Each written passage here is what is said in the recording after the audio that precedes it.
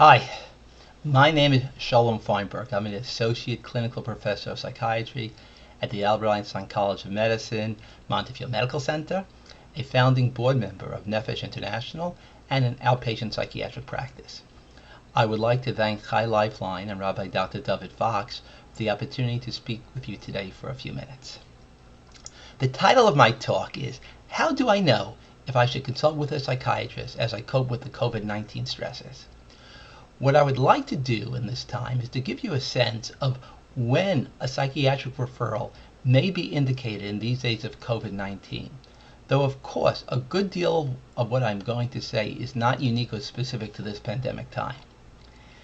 To help address these issues, let me begin by giving you two clinical vignettes. And please note, these are not real. I have fabricated them for the sake of this presentation. First, we have Chani, who is a married mother of 3 young children who works part-time as a legal secretary. She is finding herself periodically anxious and frazzled each day as the pandemic quarantine progresses on. Each day, she nudges herself out of bed to get a day going after a fitful sleep. She then makes sure her children are dressing, getting out of bed, eating some facsimile of breakfast, and then doing the best she can. She pushes aside her anxiety as she tries to focus on juggling the difficulties of helping her 2 older children do their electronic homeschooling while simultaneously handling a rambunctious 2-year-old. She tries the best she can to fit in her now diminished work responsibilities as well. She finds herself somewhat drained and exhausted at the end of a long day, but once the kids are in bed, she's able to spend a few minutes schmoozing with her husband and calling a friend or 2. Vignette number 2, Shmuel.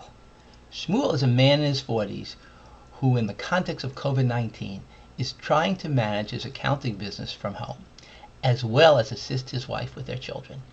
However, he reports that over the last few weeks that he is exhausted all the time, yet not sleeping at night. He describes as well having much difficulty getting out of bed and only gets up well into the day and only with his wife's physical pushing and significant urging. He finds it hard to nearly impossible to focus on his davening, his learning with his phone chavrusa, or his work tasks. He self-critically doubts the quality of the little work he is doing for his business. He is snappy and irritable with his wife and has distanced himself from his usual playful behavior with his children. What are the crucial differences between these two? Well, I'd like to ask you for your thoughts, but as this is on tape, I'm going to have to leave it as a rhetorical question, but I will come back to them in a few moments. I have an expression I've been using over the years when patients ask me after an initial consultation, Dr. Feinberg, am I normal? And my response is that the only normal I know is a cycle on the washing machine.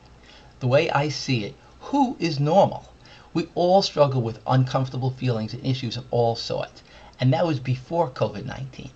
And certainly now in the midst of this pandemic and all of its ramifications, you know it as well. We are all living it day in and day out. There's nothing normal about these times. So let me first mention some of these understandable normal feelings, briefly at least.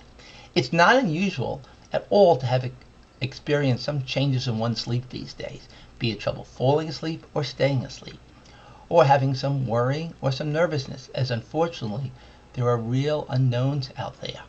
And I would argue that not feeling some anxiety would be unusual. In fact, anxiety can be somewhat adaptive.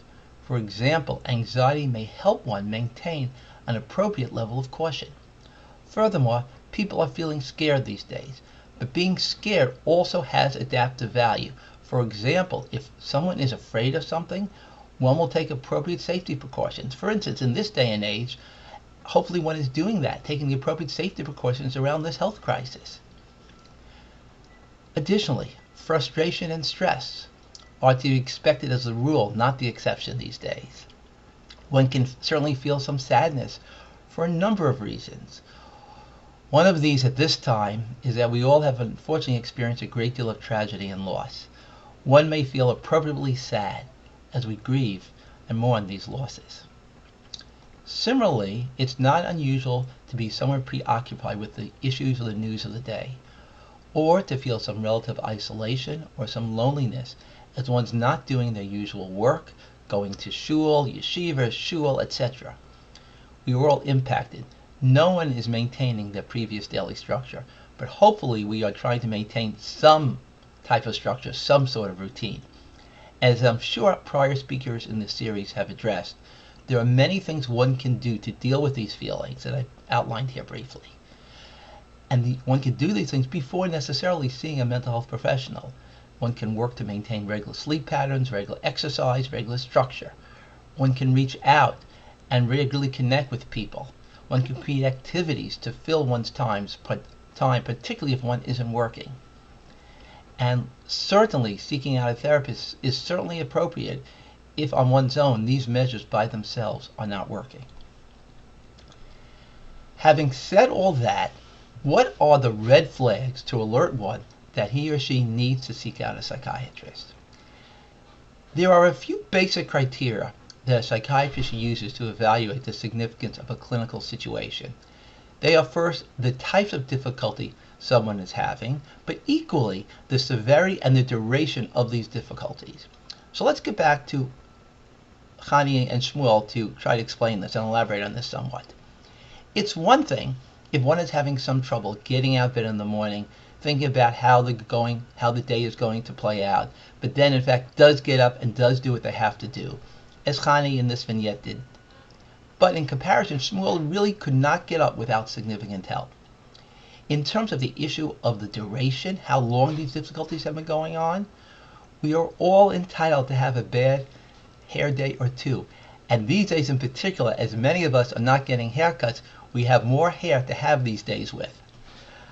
But if one is not feeling well consistently, much of the time over many days, for a few weeks for example, if one is not functioning as a parent, a spouse, or concentrating on one's learning, or so preoccupied with one's thoughts or paralyzed in their fears that they can't potentially handle the situations in front of them, then that's a situation that does potentially require psychiatric assistance.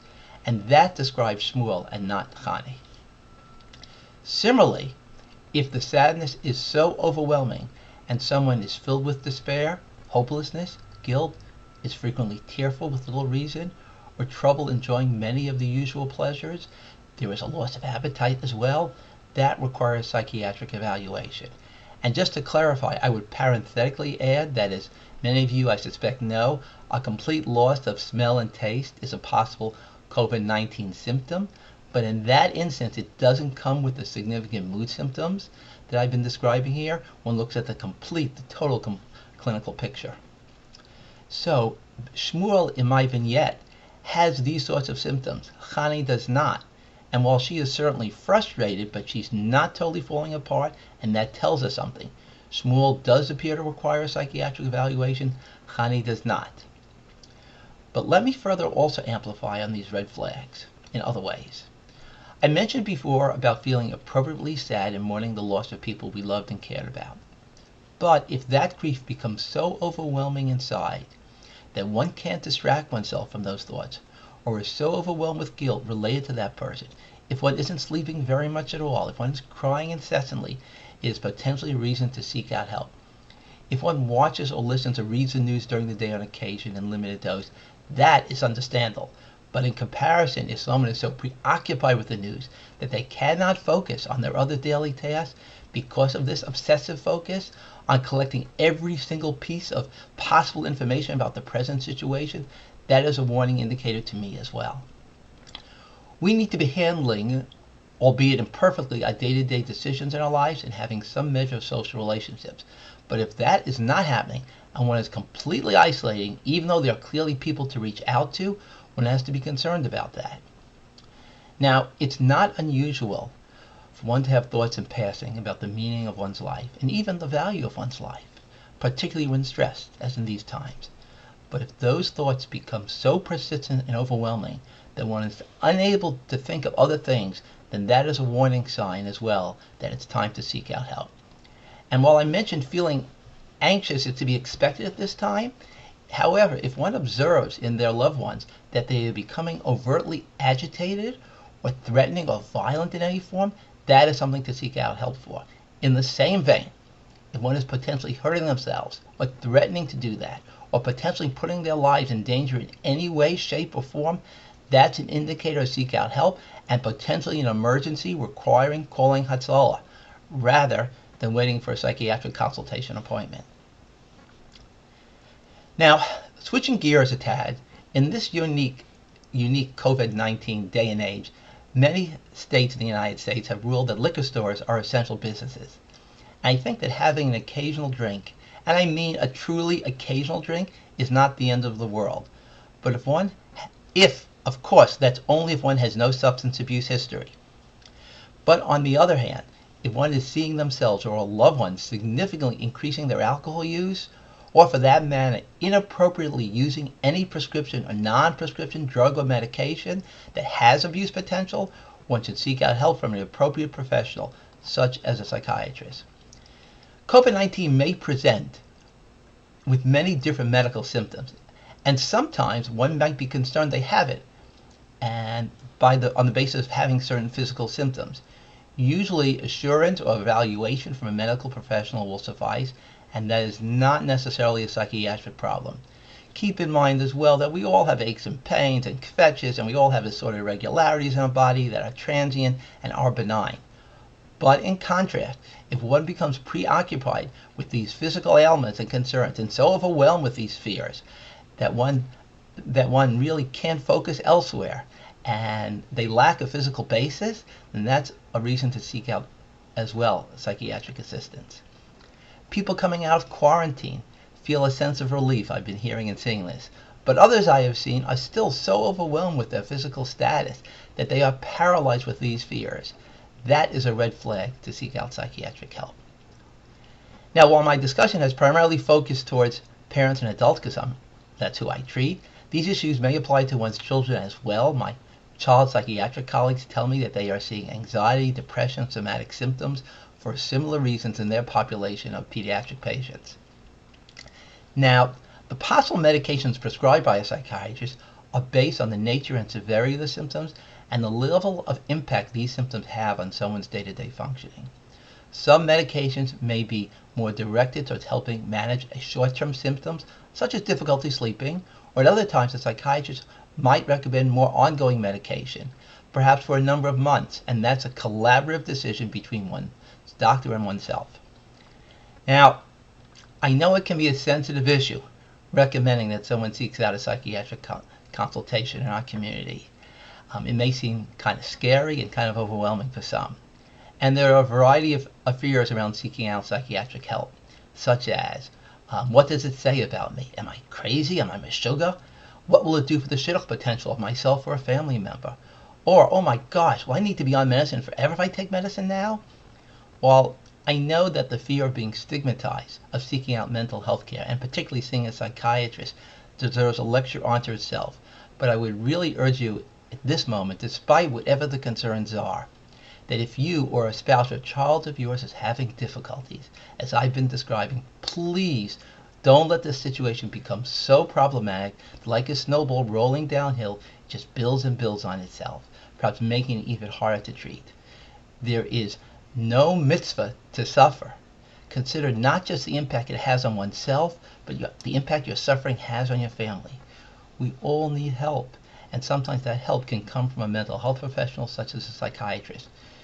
You are entitled to get that help and deserve to get that help, and it is available out there. And I have to say as well before I close that a psychiatrist after a consultation sometimes recommends that initially one only goes to a therapist, such as a psychologist or social worker, and not take medication yet.